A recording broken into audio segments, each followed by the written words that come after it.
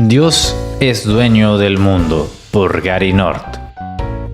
Lo puedes encontrar en español en reconstruccioncristiana.org. Relatado por José Sáez.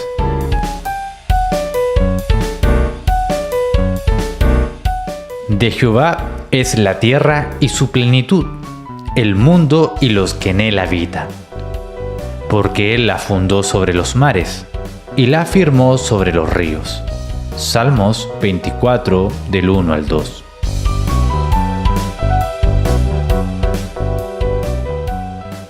Soy padre de 4 hijos. Hace mucho que me di cuenta de que hay ciertos conceptos que los niños aprenden con mucha facilidad. Creo que la segunda palabra que aprendieron fue no. Esto es comprensible.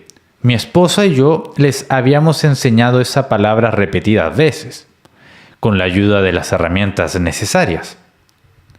Otra palabra que ellos aprendieron con asombrosa precocidad fue mío. Creo que fue su tercera palabra, salvo para mi hijo Scott. Para él fue su primera palabra, si mi memoria me sirve bien. Mío brota tan fácilmente, como si la idea estuviese ya plantada en sus pequeñas mentes. Presta a germinar tan pronto que aprenden a hablar. Yo creo, de hecho, viene sembrada en los portadores de la imagen de Dios. Lo que no es tan fácil de enseñar a los niños es el concepto de tuyo. Tal vez este sea uno de los conceptos más difíciles de enseñar al ser humano. Se hace la guerra por su causa. Los políticos ganan o pierden elecciones por su causa. A veces la gente actúa como si no hubiese frontera para lo mío, con la consecuencia que no hay garantía cierta para lo tuyo. ¿Qué quiero decir cuando digo mío? ¿Qué quieres decir tú cuando dices tuyo? ¿Hay algo en la Biblia que nos ayude a aclarar estas dos palabras opuestas? Empecemos por el suyo.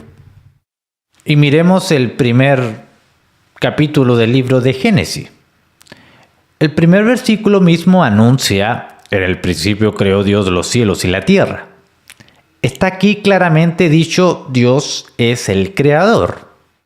Esto nos lleva a la doctrina más importante de la Biblia, la distinción entre el creador y la criatura. Hay una diferencia fundamental entre el creador y su creación.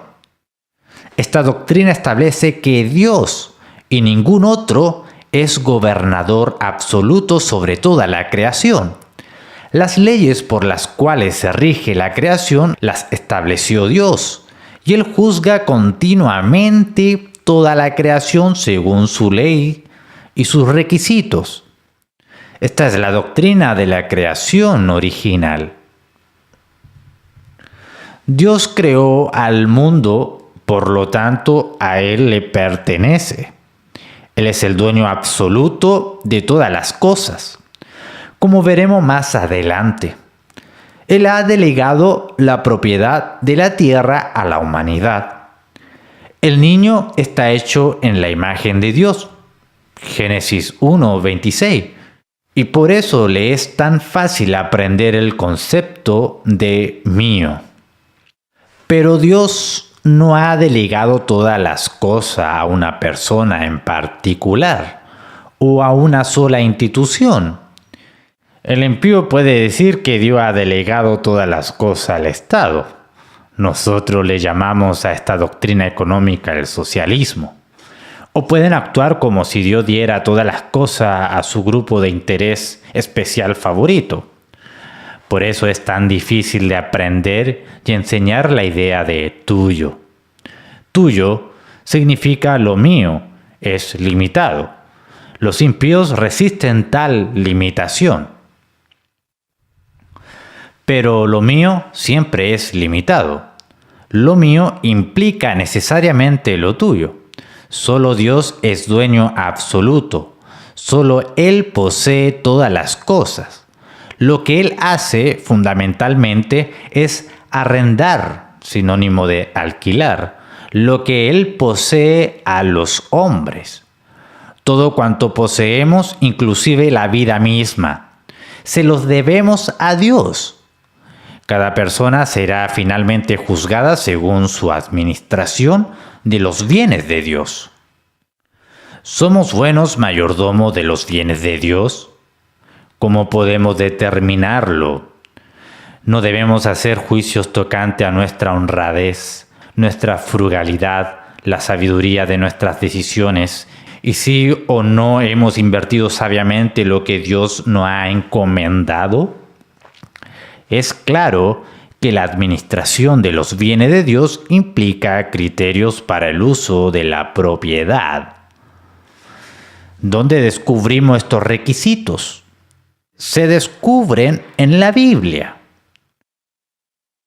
La creación y la propiedad original. El primer principio de todo pacto bíblico es el principio de la trascendencia, la supremacía absoluta de Dios. Dios es supremo, soberano sobre todas las cosas. Esto significa que Él es muy superior a la creación y totalmente diferente de ella. Se trata de un Dios soberano. En pocas palabras, Dios manda. Este principio de la trascendencia impacta la economía política porque la propiedad es al fin de cuentas teocéntrica, o sea, centrada en Dios.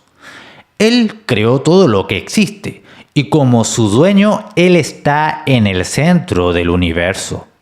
Esto significa que la propiedad es fundamentalmente un concepto religioso.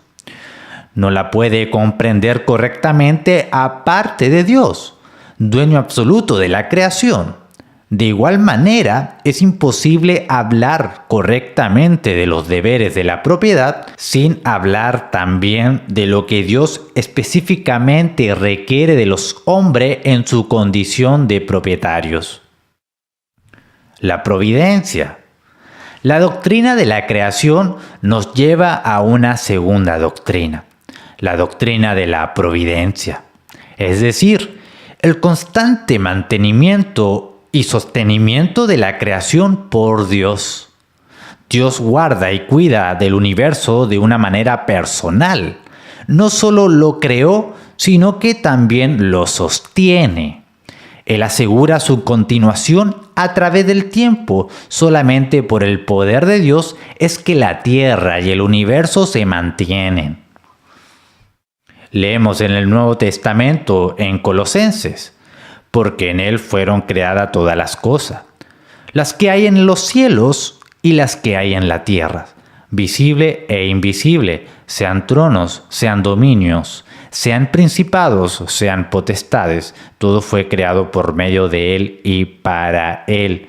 Y Él es antes de todas las cosas, y todas las cosas en Él subsisten. Colosenses 1, 16 al 17. El propósito está bien claro. Dios no solamente creó la tierra, sino también los sostiene. Es por medio de su Hijo Jesucristo que la historia existe, que el mundo continúa funcionando. En resumen, sin Dios no hay universo. Dios creó y sostiene todas las cosas. Por eso el salmista David anunció que Dios es el dueño de toda la tierra. Los millares de animales en los collados son de Él, así como los millares de collados también lo son. Salmo 50:10. No hay nada en la tierra que no pertenezca total y completamente a Dios. Por eso, podemos estar seguros que al usar la Biblia como punto de referencia encontraremos la respuesta a la pregunta: ¿quién es el dueño y de qué cosa? Uno de los grandes debates que ha dividido a las sociedades en el siglo XX es el debate sobre la propiedad socialista y la propiedad privada. Los socialistas proponen que el Estado, el gobierno civil, debiera ser propietario de las herramientas de la producción. En los años 1930, los socialistas nacionales, el partido nazi de Alemania y los fascistas de Italia sostuvieron que el Estado debería controlar los instrumentos de producción.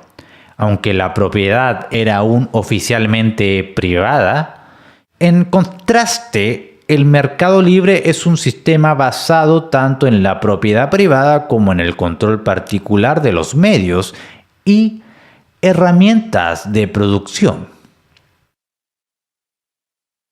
¿Cuál sistema de propiedad enseña la Biblia? Encontramos el principio de nuestra respuesta en la doctrina de Dios, particularmente en la doctrina neotestamentaria de la Trinidad, la unión de Dios, Padre, Cristo, el Hijo y el Espíritu Santo.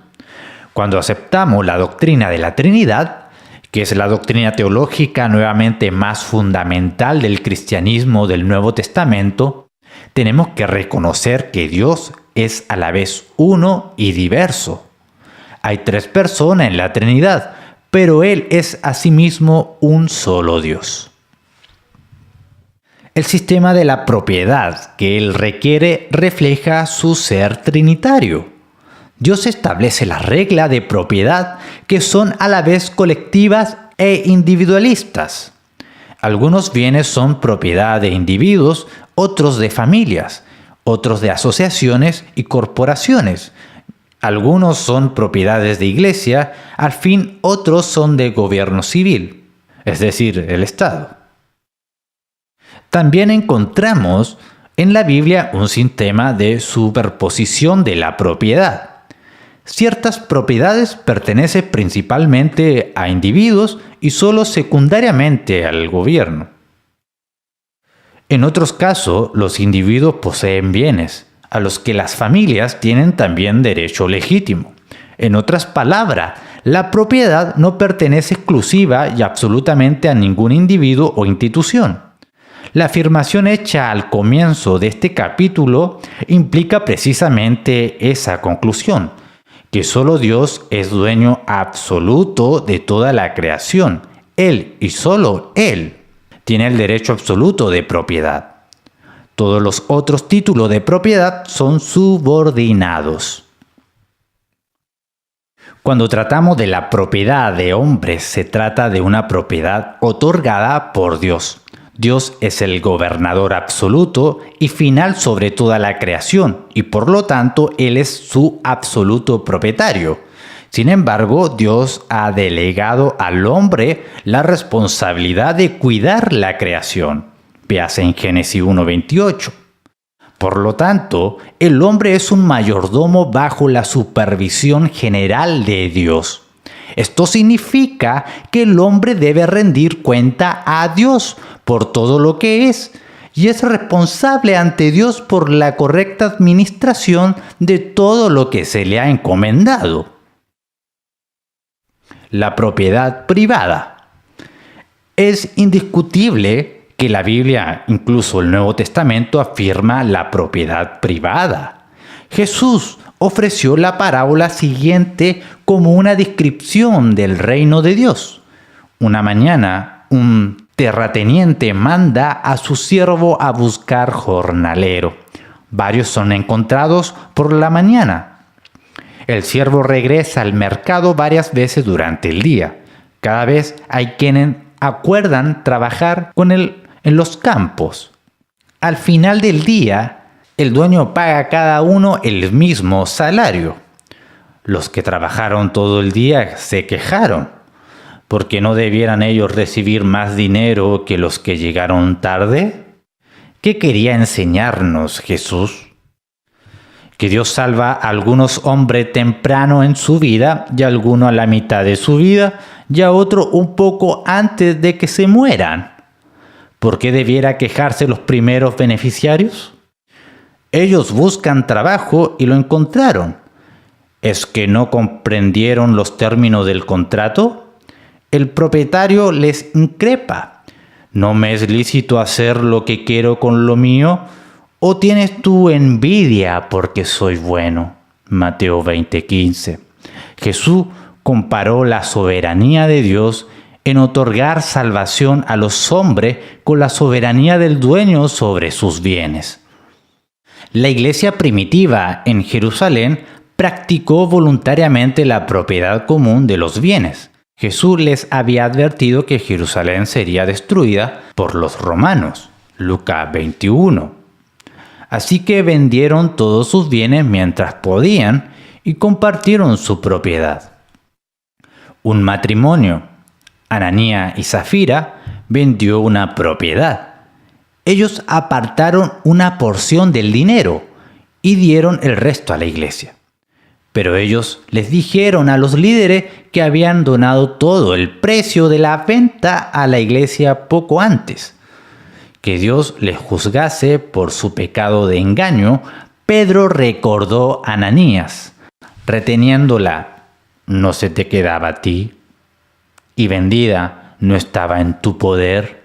¿Por qué pusiste esto en tu corazón? No has mentido a los hombres, sino a Dios. Hechos 5:4. El mensaje de Pedro era claro: no hay sistema requerido de propiedad socialista o comunista en la administración de Dios. No hay. La propiedad común es voluntaria. El compartir la propiedad era un donativo, no un deber moral, mucho menos un requisito legal. Así que uno de los argumentos más populares de los socialistas cristianos, entre comillas, de que la iglesia primitiva poseía los bienes en común, es en realidad un argumento en contra del socialismo, en que el Estado lo requiere y ejecuta. Solo en Jerusalén la iglesia adoptó esta política de compartir los bienes, porque solo Jerusalén estaba amenazada con la profetizada destrucción divina. Aún así, una costumbre que fue temporaria y voluntaria ha sido usada por hombres perversos para defender un sistema permanente e involuntario de hurto por las urnas electorales, el socialismo moderno y el estado asistencial de beneficencia. La propiedad como función social.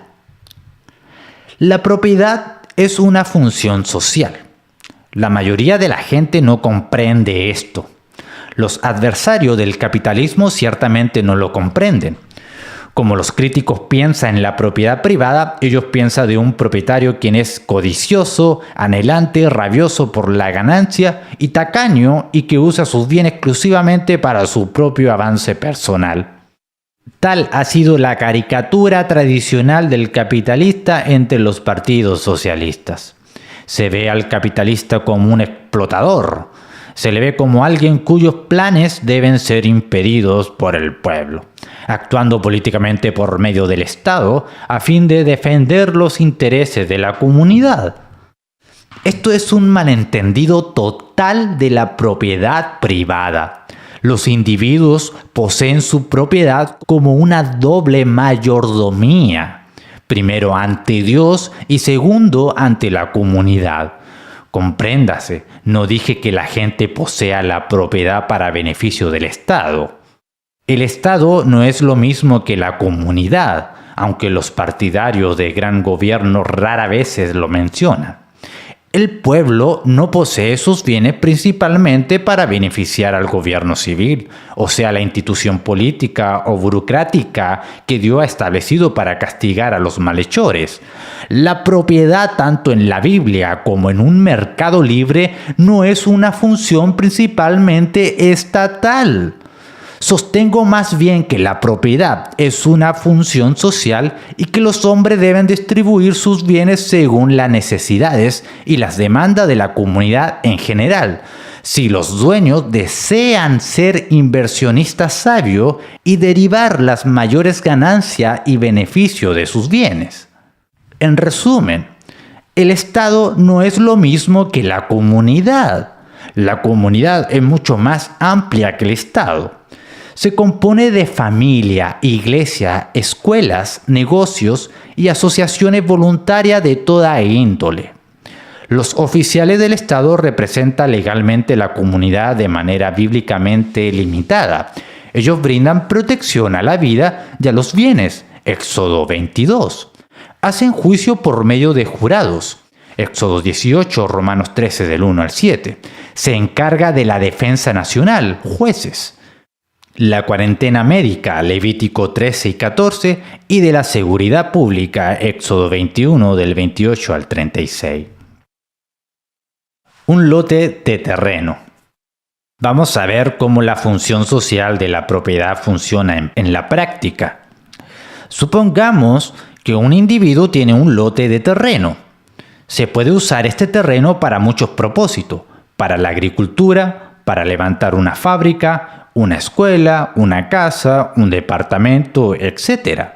En otras palabras, el terreno tiene más de un solo uso y por lo tanto el dueño tiene que decidir cuál es la mejor manera de usarlo.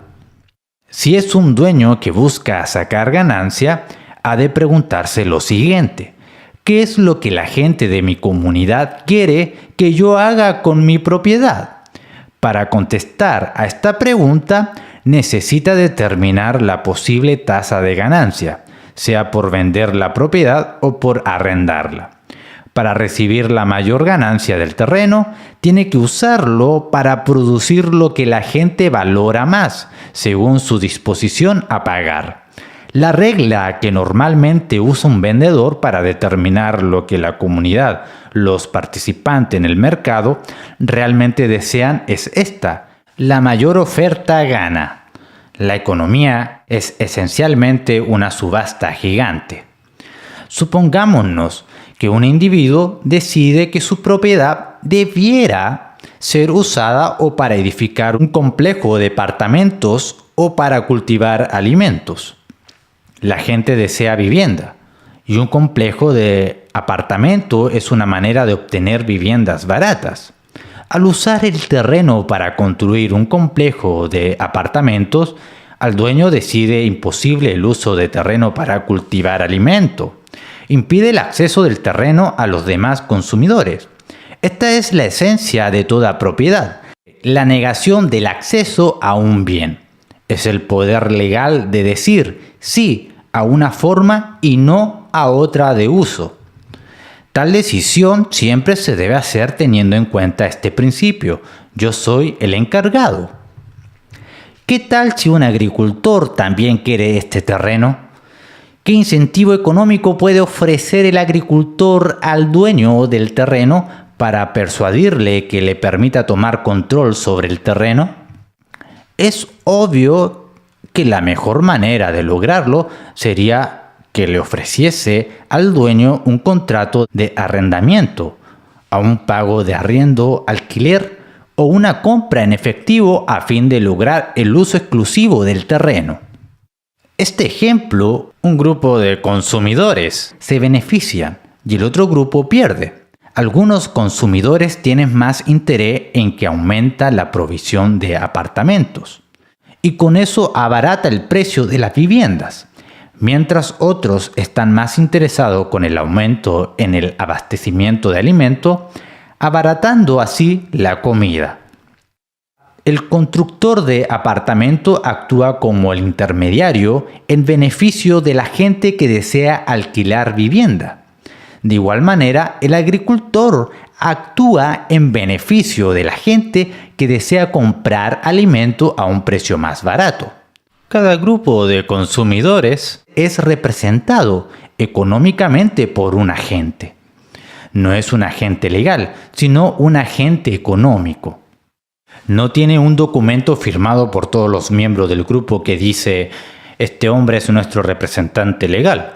Sencillamente es un hombre que ha arriesgado su propio dinero o dinero prestado por el que se ha hecho responsable con la esperanza de vender el rendimiento económico de la propiedad a grupo de interés especial que él piensa que le pagará el precio más alto. Tanto como el constructor como el agricultor quieren vender o alquilar el uso del terreno a su grupo de consumidores. No porque los conoce, sino porque cree que ellos están dispuestos a dar la mayor oferta por el terreno en la subasta competitiva que llamamos el mercado libre. La pregunta económica número 1 es esta: ¿Quién ofrecerá mejor? ¿Serán los consumidores de alimento o serán los consumidores de las viviendas? Se premia al dueño del terreno por actuar como mayordomo, administrador del terreno, en beneficio de la gente en la comunidad que está dispuesta a pagar más por el terreno. Si él rehúsa seguir la regla, no podrá obtener la máxima retribución económica de esa propiedad. Lo importante es que la ganancia futura que él espere obtener de la venta de terreno es la señal económica de los consumidores futuros que ellos quieren que él lo venda al comprador que le ofrezca más. Supongamos que el agricultor, agente de los futuros compradores de alimento, no está dispuesto a ofrecer tanto por la propiedad como el agente de los futuros ocupantes de apartamentos. Sin embargo, el actual propietario del terreno permite que el agricultor alquile y compre el terreno a un precio más bajo. Obtiene ganancia de la venta del terreno al agricultor, pero para hacer esto tiene que renunciar el dinero que el constructor de apartamento hubiese pagado por el terreno. Sufre una pérdida económica. Pierde el dinero que hubiese podido ganar al venderlo al constructor. Menos dinero obtuvo por vender al agricultor. No hay nada asombroso en este análisis del funcionamiento del mercado libre. Es una subasta gigantesca. Cualquiera comprende este proceso, casi sin pensarlo. Este análisis dice: no se puede adquirir algo a cambio de nada. Vivimos en un mundo de escasez. La escasez significa que si se vendiese cada artículo a cero precio, habría más demanda que oferta.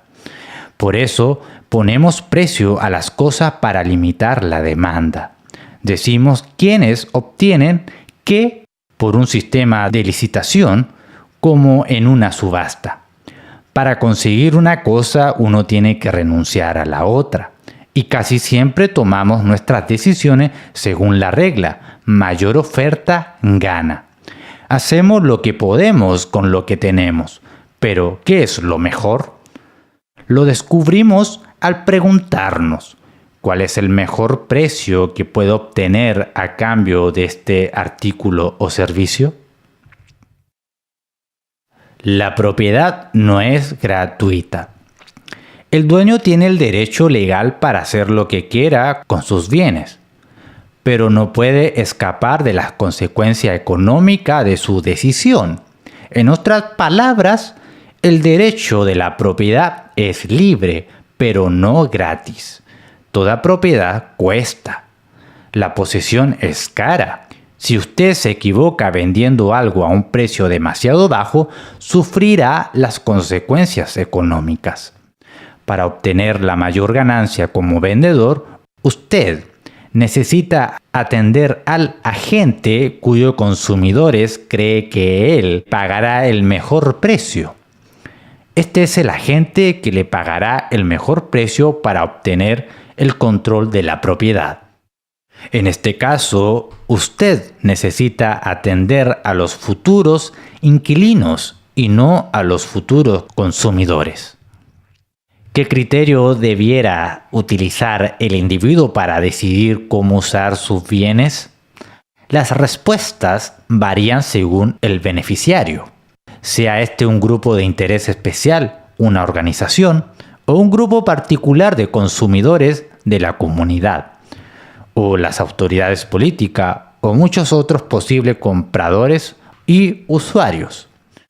Pero un factor muy importante para el individuo que toma la decisión con respecto al uso que dará a su propiedad es la cuestión de ganancia o pérdida.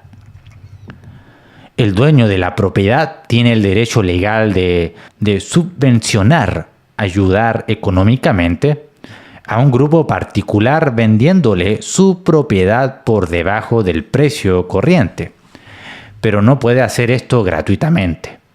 Al vender la propiedad a un precio más bajo que otro comprador normalmente ofrecería, el vendedor sufre personalmente una pérdida. ¿Qué pérdida sufre? Es el dinero que él pierde al vender por debajo del precio corriente. En realidad, él obsequia al comprador la diferencia entre el precio normal y el precio de la venta. No hay nada moralmente malo con hacer un obsequio así, pero el obsequio no se puede hacer gratuitamente. No hay obsequios gratuitos. Incluso el regalo gratuito de la gracia de Dios a la humanidad en Jesucristo tuvo que pagarse en la cruz. ¿Quién más sufre pérdida? Todos los consumidores que querían que su agente comprase la propiedad a un precio más alto, pero no pudieron lograr la cooperación del vendedor. Pero estos consumidores tienen la satisfacción de saber que el vendedor sufrió una pérdida económica a causa de su decisión. Si pierden, por lo menos también pierde él. La subasta. ¿Cómo es que la sociedad convence a los individuos que satisfagan las necesidades de los segmentos más grandes y más productivos de la sociedad? Lo hace por medio de las ofertas competitivas. La propiedad, por lo tanto, es muy parecida a una subasta gigante. Normalmente la oferta mayor gana. Incluso cuando la mayor oferta no gana, tiene efecto en la decisión final del vendedor. El vendedor tiene que decidir si quiere más dinero o más satisfacción por haber dado todo o una porción de la propiedad a un individuo o a un grupo en particular, pero no se puede escapar de la función social de la propiedad. En cada hora y en cada minuto, el individuo que posee bienes renuncia a todo ingreso que pudiere haber recibido si acabara de vender o de reinvertir su propiedad. No hay forma de eludir este proceso. El mercado se hace sentir en cada momento del día a causa de los ingresos que se pierden por causa de los diversos usos que se pueden hacer de los bienes. A juicio del propietario, los beneficios recibidos de un uso particular de la propiedad cancela las pérdidas. Posesión teocéntrica. Ya he dicho que Dios da y Dios guía toda propiedad. Por lo tanto, toda propiedad es providencial. De modo que la posesión es teocéntrica. Que Dios está en el centro de toda propiedad. Tiene importantes repercusiones económicas. El conocimiento limitado del hombre. Una de las características de Dios es que Él conoce todo lo que se puede conocer. Él es omnisciente, lo sabe todo. Antes de la fundación del mundo, Dios sabía todo lo que está ocurriendo hoy, y Él sabe todas las cosas que ocurrirán en el futuro. Efesios 1. Nada ocurre en el universo de lo que Dios no está plenamente consciente. El saberlo todo es una habilidad exclusiva de Dios. No se puede transferir esta habilidad a ninguna otra criatura. Hay secretos que solo Dios sabe. Deuteronomio 29:29. Por esta razón, los hombres no pueden honestamente pretender saberlo todo, ni como individuos, ni como parte de un comité. No pueden afirmar verdaderamente que conocen todos los usos posibles de una propiedad. No pueden afirmar que conocen el mejor uso posible de tal propiedad. Ellos hacen estimaciones, adivinan. Hacen todo lo posible para determinar dónde puede conseguir la mejor tasa de rendimiento por su capital. Al fin de cuentas, nunca pueden saber con certeza si están utilizando sus bienes de manera más lucrativa, o mayor beneficio social, o de mayor beneficio moral. Por eso, la posesión de bienes es siempre una obligación moral. Es tanto una responsabilidad como un beneficio. La ley bíblica. Donde encontramos instrucciones respecto a los tipos de propiedad que debieran pertenecer a asociaciones, a las agencias gubernamentales, donde encontramos los mejores reglamentos, esquemas. La respuesta tenemos que antemano a la ley bíblica. Cuando examinamos lo que Dios nos ha revelado acerca de sí mismo y su creación, encontramos reglamentos, esquemas acerca de la distribución correcta de los bienes. Encontramos reglamento para la posesión privada de los bienes, para la herencia, para el sostén de los pobres, para el sostén del gobierno civil, etc. Si no nos dirigimos a la Biblia y a la ley bíblica a fin de descubrir estas respuestas, entonces nos enredamos en debates inútiles, deshonran a Dios entre teorías humanistas, políticas y económicas. A través de la historia ha habido debates sin fin sobre la propiedad privada comparada con la propiedad colectiva. No se han resuelto estos debates, sencillamente porque los hombres no están de acuerdo en sus creencias más básicas. Ellos no comparten una misma perspectiva moral. Hay desacuerdos sobre el origen y el control del universo.